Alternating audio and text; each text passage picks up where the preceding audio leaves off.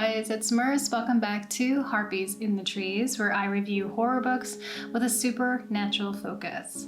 Shoutouts Reads asked me to be a part of a video where she asked some booktubers to share their scariest read. You can watch that on her channel on the 15th of December. I'll put a card up for the video, but also put a link in the description box. If you want to check that video out, you definitely should. It was awesome. Before we get into the book review, let's just do one or two message shoutouts and then we'll jump right in. This comment comes from the Depraved review that I did like a week ago.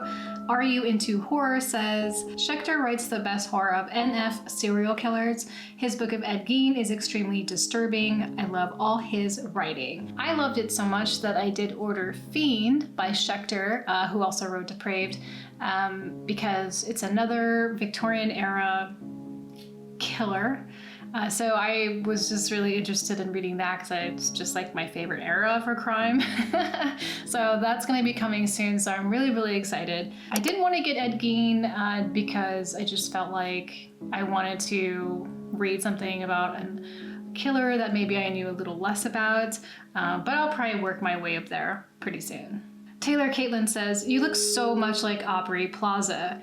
Thank you. I do get that a lot, and I definitely think that I should cosplay her at some point because I think I could probably do a pretty decent one. Like, you know, I always love that scene in Park and Recs where they're having like this, like, I think it's a Halloween party at a club and she's dressed up as this like 1940s widow and she's just yelling at everyone.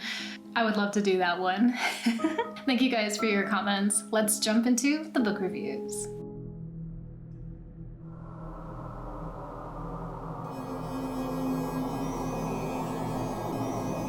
Our story begins with 13-year-old Tammy, and she's describing to us her neighborhood and where she lives and who the people are around her.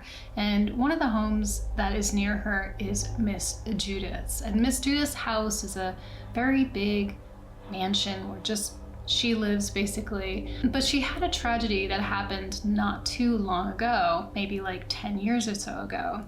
And the tragedy had a profound effect on her, and it's something that she seems to struggle with on a daily basis. Miss Judith's grown son decides to stop by with his young daughter and visit with her, and he hasn't seen her in a while. And the reason for that is because the tragedy that happened had involved another child of his, and so he didn't like coming there. But he decides to come and visit, and his daughter Sherry is like 6 or 7 years old, and she looks remarkably like someone that Miss Judith used to know.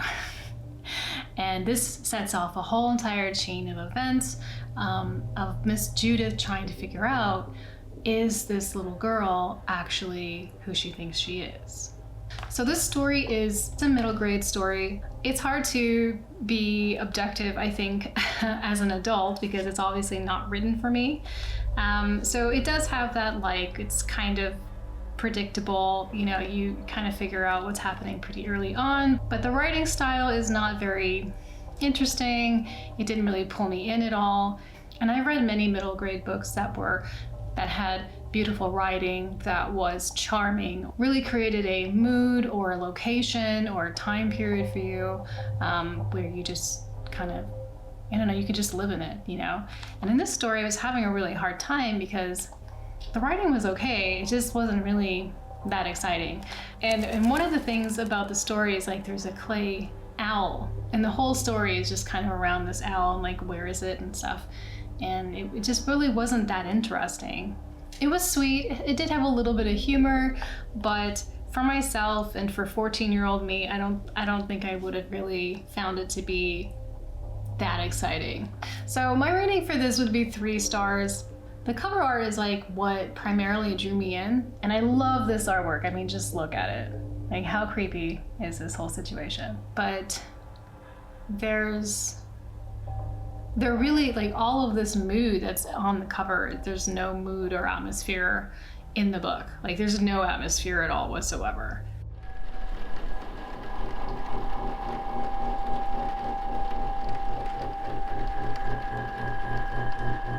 Our story opens up with Doreen, who is pacing her office trying to find an answer. She has to accomplish the impossible. And what that is she needs to find a new home for her and her children, her wards that she takes care of, because she runs a home for unwanted or orphaned children. And she has been informed by her landlord that the small house that they were all living in together was going to be torn down so that there could be more expensive residential areas built. So he gives her very little time to figure out what she's going to do. Feeling extremely desperate and just infuriated and crazed, she visits every real estate office in town, seeing if there is anything out there within her budget. The last place she comes to, they do have one place that doesn't get shown that often, that hasn't been rented in over 20 years. It's a large home with a lot of room for growth, with a lot of surrounding areas around it for kids to play and have fun. There's a lot of nature and it's not by a busy road. So this place sounds great. It's also exactly in her price range. So Doreen decides, I'll take it. I don't care how dusty it is. I don't care how dirty it is. I'll get the people who help me keep my establishment running, like donations and churches and stuff, to, assist me in getting it all repaired. As her and all of her children are moving in, and repairmen are coming in and out, just trying to get the house in order, she runs into an old man who is living in a shanty, and he lives off the land. He kills small game and eats a lot of things that don't smell very good.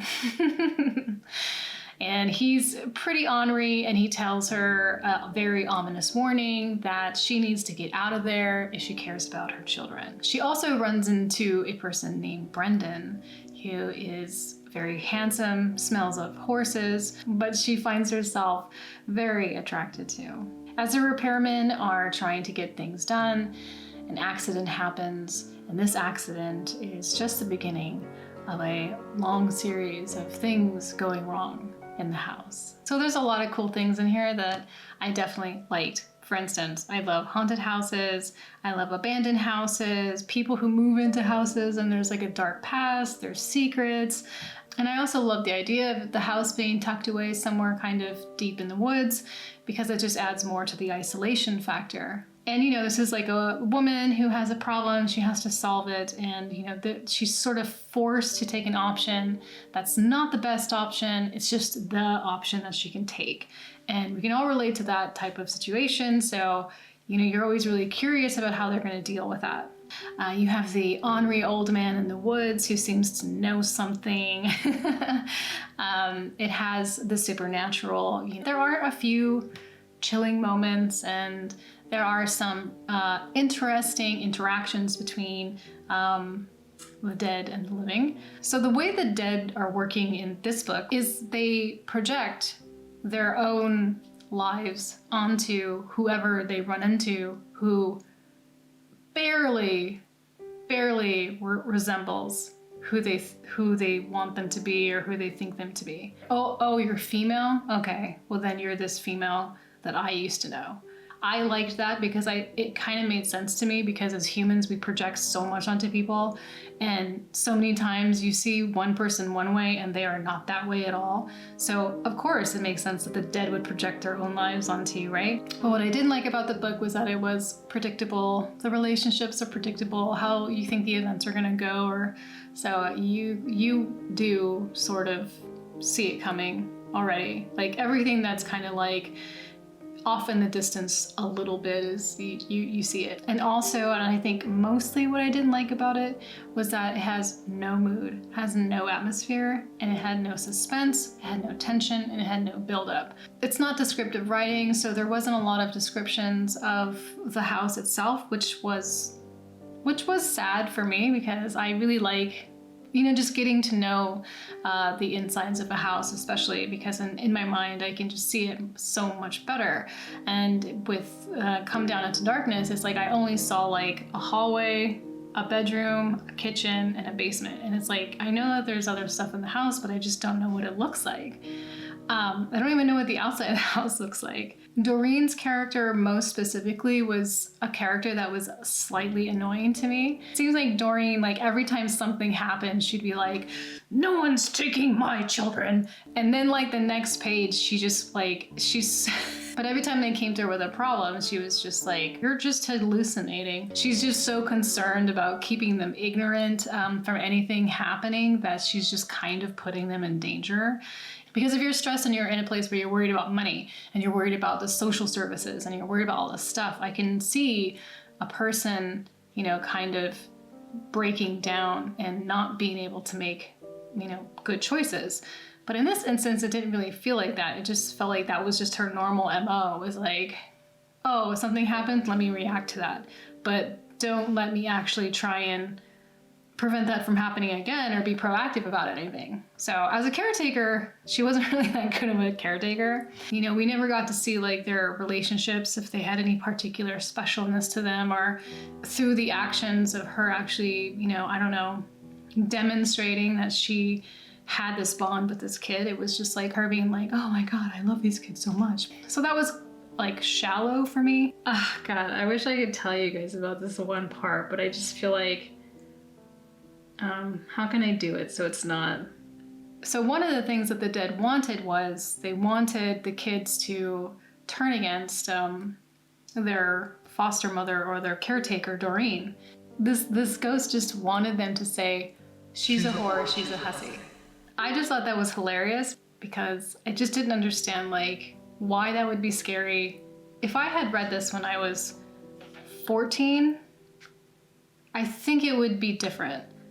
Because I think it would be more, ooh, like that's so naughty, you know? But as an adult, I was just like, but I enjoyed it enough to like, you know, read it through to the end and just, you know, find out what happened. And when the end comes, it wasn't satisfying for me. It's like what you would expect out of like maybe a Disney film or something. Like that's kind of like the level of, storytelling and risk and consequence and emphasis on family, but a lot of it is pretty shallow. If I don't like something, I cannot finish it. So it was enjoyable enough that I actually did read it to the end. And maybe a lot of the things that I'm complaining about are just really particular to like my quirks or whatever. So I gave it 3 stars. It wasn't scary. It had no mood, no atmosphere, very predictable. And then by the very end, when everything is kind of wrapping up, you know, we're having like a conclusion or something, it's concluded very, very nicely. It's very neatly, which I didn't really like. She's a whore, she's a hussy. So that was my review for Come Down Into Darkness by Clare Mcnally and The Ghost Next Door by Wylly Folk St John. Let me know if you liked this Come Down Into Darkness, and if I just missed a whole bunch of stuff about it, let me know. I definitely want to read her Somebody Come and Play book. It just looks so cool. I definitely want to read that and check that out soon. Thank you so much for spending your evening with me. I really do appreciate it. If you liked this video, please like and subscribe. It helps me out a lot. Thank you so much to the Blood Crones Initiate for supporting this channel, for keeping this spooky going over here. I appreciate it so much. If you would like to support this channel on Patreon, the link is in the description below.